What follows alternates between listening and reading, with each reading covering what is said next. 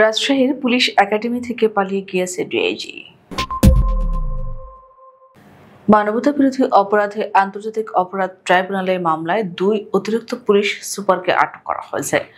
Bangladesh police একাডেমির সারদা থেকে গ্রেপ্তারের সময় রহস্যজনকভাবে পালিয়ে গিয়েছেন ডিআইজি এহসানুল্লাহ।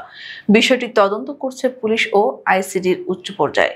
পুলিশের উপমহাপরিদর্শক এহসানুল্লাহকে গত বুধবার সকাল থেকে তার কর্মস্থল রাজশাহীর সারদায় বাংলাদেশ পুলিশ একাডেমিতে পাওয়া যাচ্ছে না। পুলিশ সূত্র জানায়, মানবতাবিরোধী অপরাধের একটি মামলায় আন্তর্জাতিক অপরাধ ট্রাইব্যুনালের একটি প্রতিনিধি দল রাজশাহী জেলা পুলিশের সহায়তায় বৃহস্পতিবার সকালে সারদা পুলিশ একাডেমিতে কর্মরত ডিআইজি এহসানুল্লাহকে আটক করতে যায়।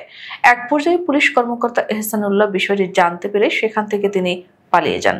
এ ব্যাপারে জানতে বৃহস্পতিবার রাতে সারদা পুলিশ একাডেমির অধ্যক্ষ অতিরিক্ত মহাপরিদর্শক তৌফিক মাহবুব চৌধুরীর মুঠোফোনে একাধিকবার ফোন করা হলেও তিনি ফোন ধরেননি। পরে খুদে বার্তা পাঠিয়ে তার সঙ্গে যোগাযোগের চেষ্টা করা হয়, কিন্তু তিনি কোনো সাড়া দেননি। রাতে পুলিশ সদর দপ্তরের মুখপাত্র ও সহকারী মহাপরিদর্শক এএসএম শাহাদাত হোসেন বলেন, ডিআইজি এহসানুল্লাহ সারদা একাডেমিতে তার কর্মস্থলে অনুপস্থিত আছেন। পুলিশ ও আন্তর্জাতিক অপরাধ ট্রাইব্যুনালের তদন্ত সংস্থা জানিয়েছে, বিচার বহির্ভূত হত্যাকাণ্ড ও মানবতাবিরোধী অপরাধের অভিযোগে র্যাবের আলোচিত অতিরিক্ত পুলিশ সুপার আলেপ উদ্দিনের সহযোগী সিআইডি অতিরিক্ত পুলিশ সুপার মশিউর রহমানকে সিআইডি থেকে গ্রেপ্তার করা হয়েছে। সিআইডি সূত্র জানায়, দুপুরের দিকে আইসিটির একটি প্রতিনিধির দল সিআইডি ঢাকা মেট্রো অফিস থেকে অতিরিক্ত পুলিশ সুপার মশিউর রহমানকে গ্রেপ্তার করে নিয়ে যায়। এদিকে পুলিশের আরেকটি দল জুলাই-আগস্ট আন্দোলনের সময় উত্তরা গণহত্যায় জড়িত উত্তরা ডিভিশনের ঢাকা মেট্রোপলিটন পুলিশের সাবেক এডিসি সালাউদ্দিনকে গ্রেপ্তার করে নিয়ে যায়। পুলিশ সূত্র জানায়, ক্রসফায়ার ও বিচার বহির্ভূত হত্যায় জড়িত থাকার অভিযোগে বরিশালের সাবেক পুলিশ সুপার বর্তমানে বাংলাদেশ পুলিশ একাডেমিতে সাপ্লাই বিভাগের দায়িত্বে থাকা ডিআইজি এহসানুল্লাহকে আটক করতে বুধবার সকালে পুলিশ একাডেমিতে অভিযান চালায়।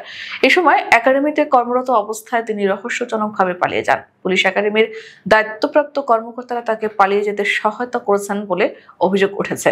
পুলিশ সূত্র আরও জানায়, আইসিটির প্রতিনিধিরা জেলা পুলিশের সহায়তায় বুধবার ভোর 6টায় সারদা পুলিশ একাডেমিতে পৌঁছায়, কিন্তু কর্তব্যরত নিরাপত্তা কর্মীরা তাদের পরিচয় জানা ও যোগাযোগের সুযোগ না দেওয়ায় ডিআইজি এহসানুল্লাহ খবর পেয়ে পালিয়ে যান। বিষয়টি দিনভর রাজশাহীতে আলোচনার কেন্দ্রবিন্দুতে ছিল। উল্লেখ্য, এর আগে গত শনিবার সাতক্ষীরার কাকডাঙ্গা সীমান্ত দিয়ে ভারতে অবৈধ অনুপ্রবেশের সময় বিএসএফ এর হাতে আটক হয়েছেন বাংলাদেশের এক পুলিশ কর্মকর্তা। তিনি ময়মনসিংহের মুক্তাগাছায় APBN-2 কর্মরত সাময়িক বরখাস্ত হওয়া সহকারী police super Mohammad Arifuzzaman. Police সূত্রে জানা গেছে, এর আগে আরিফুজ্জামান রংপুর মেট্রোপলিটন পুলিশের সহকারী পুলিশ সুপার হিসেবে দায়িত্ব পালন করছিলেন। পরে তাকে বদলি করে মুক্তাগাছার APBN-2 পাঠানো হয়। সেখানে তিনি 2024 সালের 13 অক্টোবর পর্যন্ত দায়িত্বে ছিলেন। 14 অক্টোবর থেকে বিনা অনুমতিতে কর্মস্থলে অনুপস্থিত থাকা, অসদাচরণ ও পলায়নের অভিযোগে তাকে সাময়িক বরখাস্ত করা হয়। তারপর থেকে তিনি পলাতক ছিলেন। সাতক্ষীরার অতিরিক্ত পুলিশ সুপার মুকিদ খান বলেন, আরিফুজ্জামানের বিরুদ্ধে রংপুরের তাজহাট ও কোতোয়ালি থানায় হত্যাসহ একাধিক অভিযোগে 5টি মামলা রয়েছে। প্রসঙ্গত, গত শনিবার সন্ধ্যায় কাকডাঙ্গা সীমান্ত পার হয়ে ভারতের উত্তর 24 পরগনা জেলার হাকিমপুর সীমান্ত চৌকির কাছে গেলে বিএসএফ সদস্যরা তাকে আটক করে। পরে তাকে পশ্চিমবঙ্গ পুলিশের হাতে সোপর্দ করা হয়।